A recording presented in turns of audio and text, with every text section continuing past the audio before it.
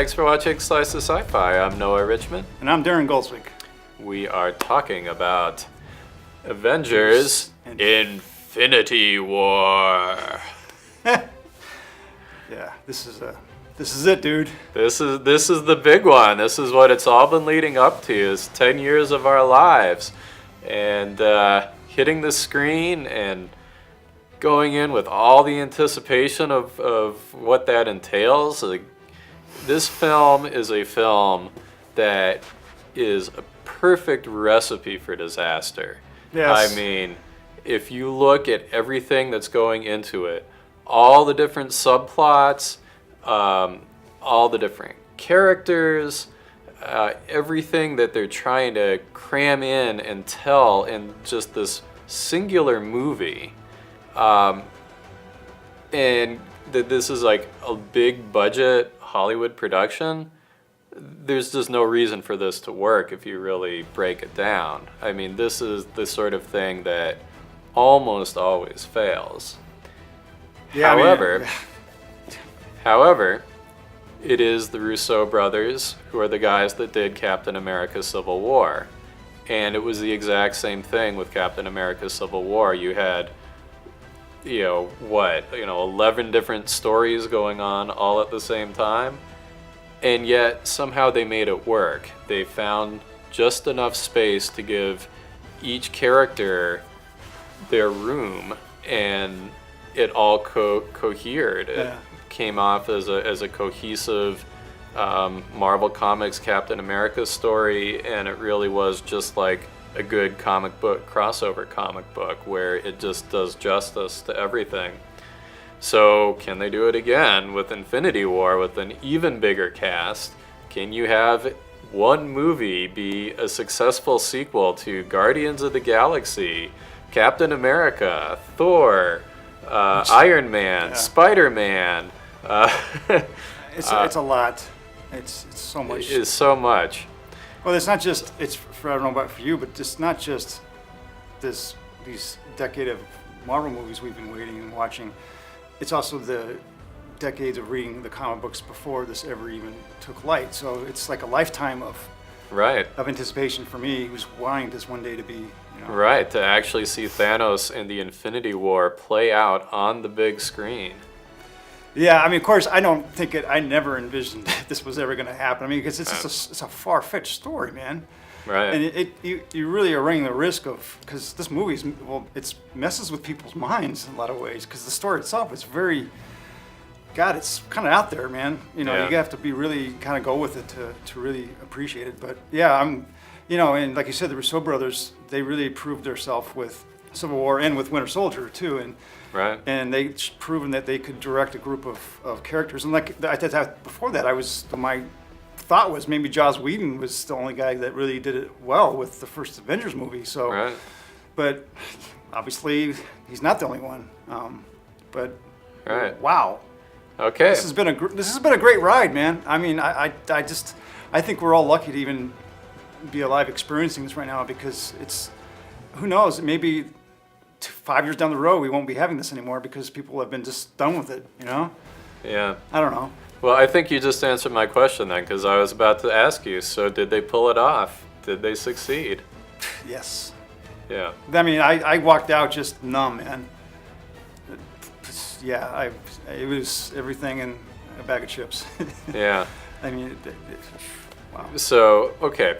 So first of all, I'm going to also have to say, absolutely, it's really impressive the ability that these filmmakers have to take all these disparate stories and subplots and characters and somehow give each one their due. In a 2.5-hour movie, still somehow give everybody their time to shine, and not have the plot line get muddled, and not have everything become choppy, not have anything become forced. It still flows. It still manages to engage. It really is an impressive accomplishment. Josh Brolin as Thanos I was not expecting him. I mean, I was unsure, but man, he hits a home run with this part. He just, I don't know. It's amazing to even think you could have a little bit of I don't want to say sympathy for such a a devious creature like Thanos, but it's amazing what they've done. Is kind of gives a narrative to his madness, and of course.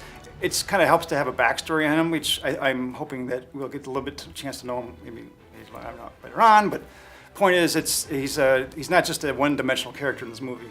He's an almost sympathetic arch villain.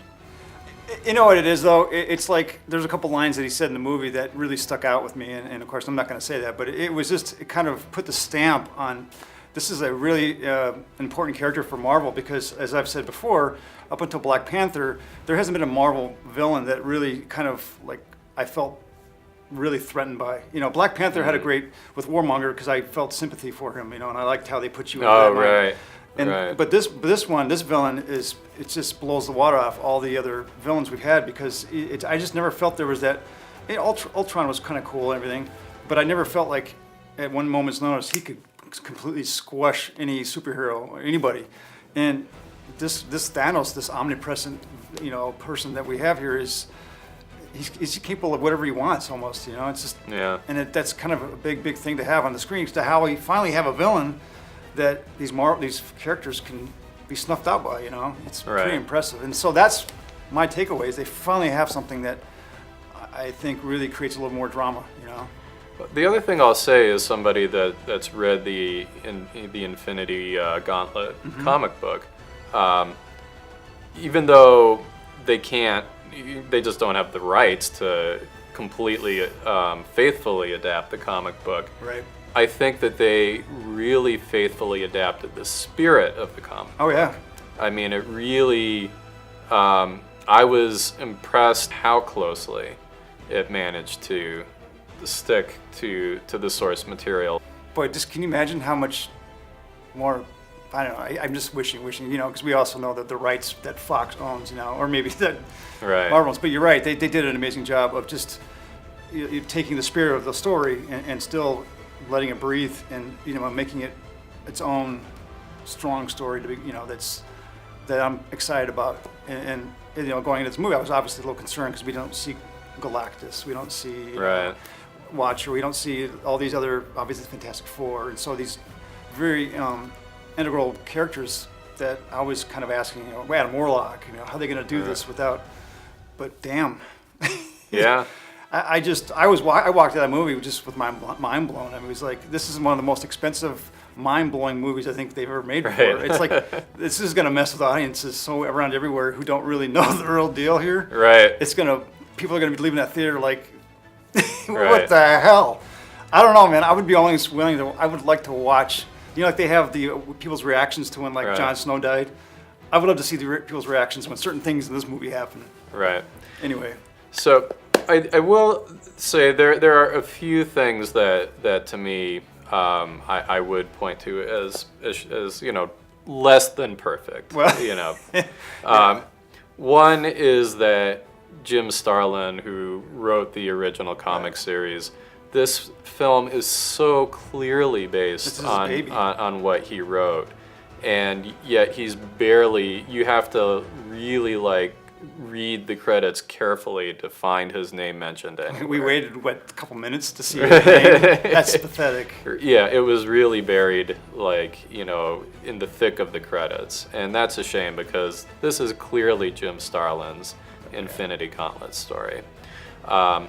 Another thing that to me was a little bit less than perfect, and this is just by nature of what it is, but originally you were going to have Infinity War, and then the next film was going to be Infinity War 2.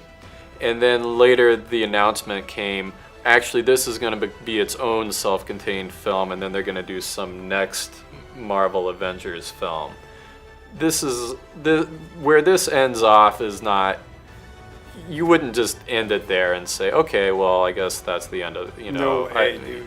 No way. Yeah, so there is a little bit of feeling of this isn't a complete story. No. They haven't even revealed the title yet. Right, of the next one. And so for that to me also ties into, as I said, I'm amazed that they were able to take so many different characters and weave the story as they did. But it also, whereas Civil War, it all wraps up in a way, and yes, Civil War, of course, it leaves things open for a continuing story, but somehow at the end of it, it really felt like a tight, complete, wow, they really pulled it off. Yeah. Here, I still felt a little like there was so much going on, and somehow there was still a little bit left in the ether for me. I think that was done by design, though. I mean, we want that finality, you know, and I think... And I'm not going to disagree with that, but I am going to say for me that does stop it just short of being like a perfect score that I would give the film. Well, and again, we can nitpick them on certain little plot things of like, but it's like you can do that with anything. But I was going to say, you're talking about Civil War, how it's a complete package.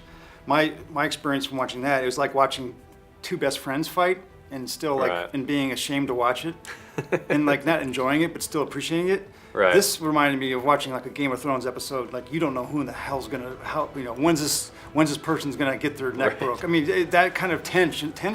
Right. It's pretty heavy, man, and especially for you've got 10 years invested into these characters, and I mean.